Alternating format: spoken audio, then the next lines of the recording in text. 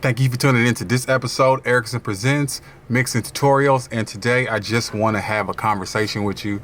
I did a video in the past, and the video was entitled, I think it was entitled, What's on My Master Bus? And when I did that video, I talked about the things that I had on my master bus, and I actually want to retract that video. At this point, I have a new process that I use on my master bus, and that process now is nothing. I don't put anything on my master bus anymore. I actually mix without anything on my master bus, and the reason why I do that is because knowing what I do know about the mastering, if you don't know what you're doing and you're just putting something on the master bus just so that you can get a better sound, in my opinion, what I was doing, it was hurting my mixes. I can't speak for anybody else. Maybe someone else has figured out how to mix with all types of shit on their master bus. But me personally, I noticed that when I started mixing clean with nothing on my master bus, it actually made my mixes sound a lot better and a lot less processed.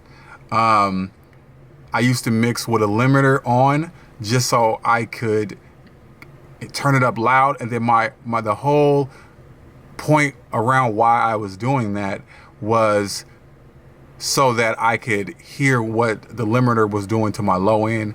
So later on, when I want to do something, when I want to turn it up, I know how it's going to react to it. Now I know that is complete gibberish. I promise you, it doesn't matter how hard you're pushing that kick. If you put that final mix in my hands, I can adjust the entire volume of whatever the kick is doing, and I can still get you a loud master. So with that being said, oh yeah, by the way, if you guys are looking for any type of master work, holla at your boy. Click my link in the description and you will find out how you can actually get a free master. So I usually say that at the very beginning, forgot, I just remembered.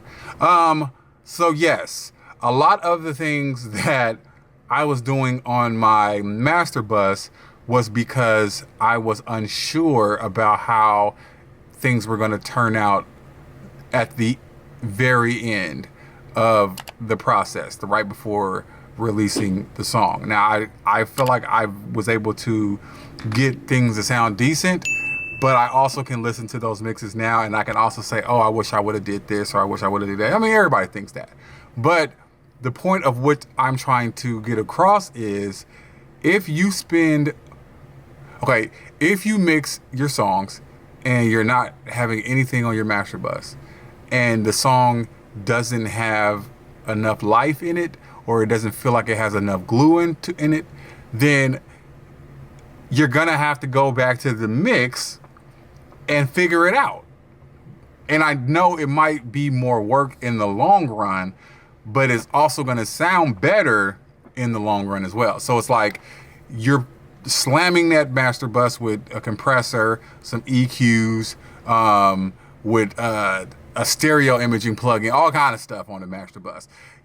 9 times out of 10, you're like me and you watch somebody's video and they did it in one particular song, and then you were like, all right, well, I'll try that. And then that just ended up on your master bus. And then you were doing it every single time. And you were like, okay, well, I'm going to mix, and I know it's almost like you trying to mix a song and saying that, oh, I'll let the master engineer take care of the problems these problems. Like, when you finish that mix, you need to feel like you've done everything in that mix to get that mix to sound as good as possible.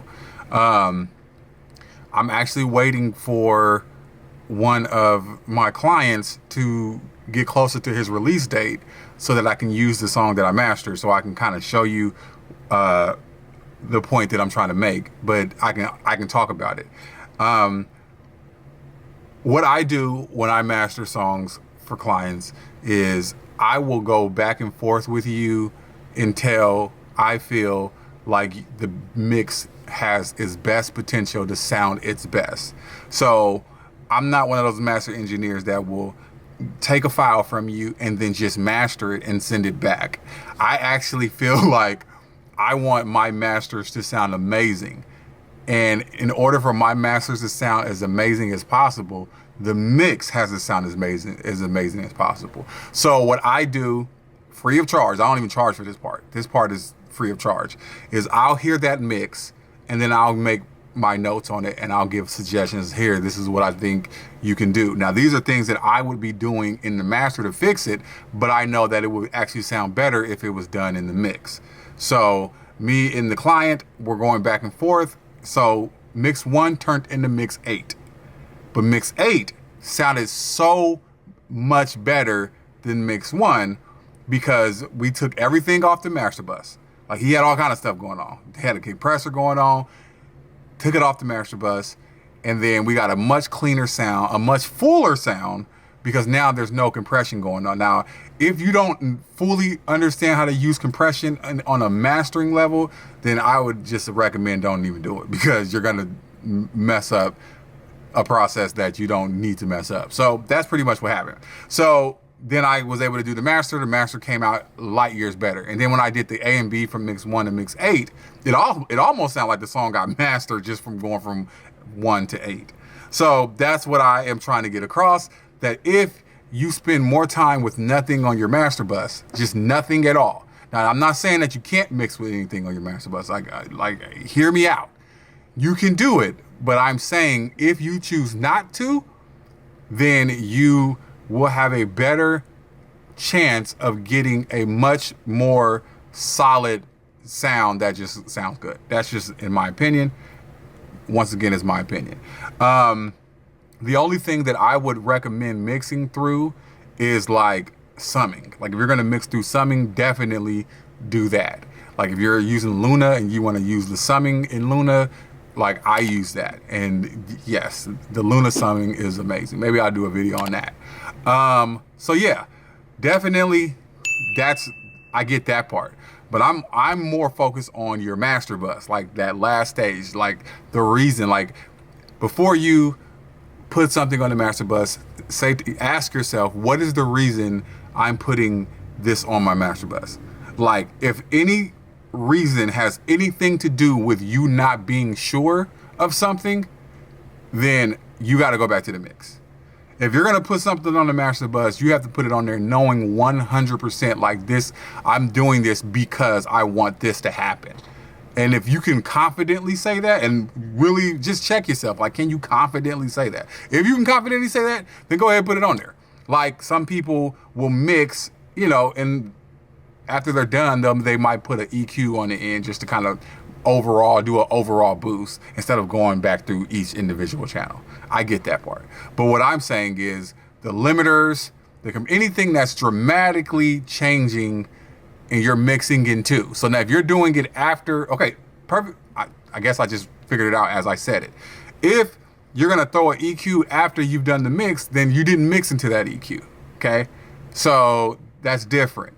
If you're mixing into something to get a sound of something, that's one thing. But if you're doing it because you are trying to, mainly limiters, like you shouldn't be mixing into a limiter. Because if you take the limiter off, all kind of stuff is going to, like, if you take it off and the whole mix falls apart, then that should let you know that you should probably spend just a little more time tightening up that mix. But I promise you, if you spend all of your energy getting that mix to sound as good as you can without anything on the master bus, that mix is going to sound light years better.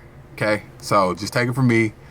I know I'm pushing this mastering thing because I literally have paid the money to get the information, to learn it and do it over and over and over again. So of course I want to be able to give you gems that I have, because why not? You know, this is what we're here to do. So anyways, that's all I want to say. It's funny because I might actually go back through a lot of my videos and kind of retract things, because now that I know more than what I did when I first did the videos, I'm seeing like, oh, okay, I see why, or there might have been a better way to do something. So I might do that. I don't know.